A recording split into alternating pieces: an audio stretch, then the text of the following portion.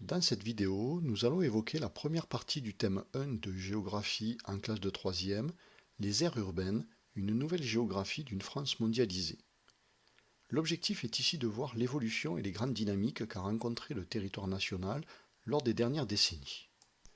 Sur les 60 dernières années, le territoire français a profondément changé en raison de l'urbanisation, c'est-à-dire l'augmentation de la population urbaine et la transformation d'un espace rural en espace urbain.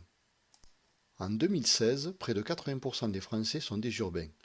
Les villes occupent près de 120 000 km², soit 20% du territoire national.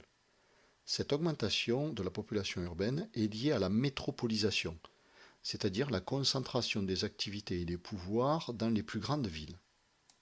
L'urbanisation des espaces ruraux est favorisée par l'utilisation de la voiture individuelle, qui facilite les mobilités, c'est-à-dire l'ensemble des déplacements pour le travail, les achats ou les loisirs, et donc l'installation loin des centres.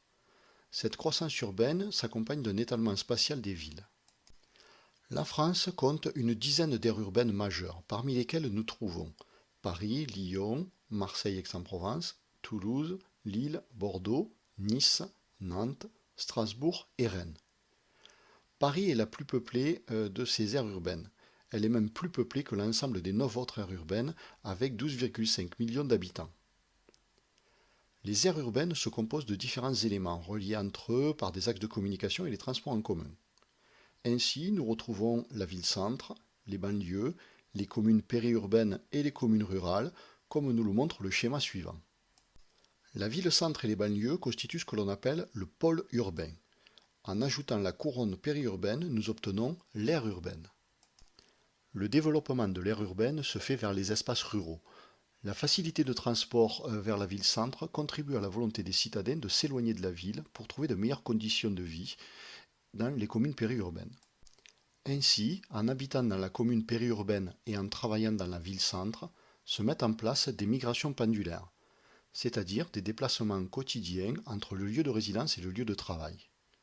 Il facilite l'étalement urbain, qui est l'étalement des banlieues et des zones périurbaines d'une ville sur les espaces ruraux. Les villes-centres, perdant des habitants, ont lancé une politique urbaine de rénovation intégrant une meilleure qualité de vie, la proximité des services et un développement durable. Ce renouveau se traduit par des aménagements ou des réaménagements de quartiers, comme celui de Confluence à Lyon ou la transformation du centre-ville de Marseille avec le MUSEM. Ces aménagements contribuent au rayonnement des métropoles françaises à travers le monde, aménagement de la place Masséna à Nice par exemple, de la gare du Nord à Paris, qui est la première gare européenne. Les autoroutes, les lignes de TGV relient les grandes aires urbaines entre elles et les rendent attractives au niveau national mais aussi international.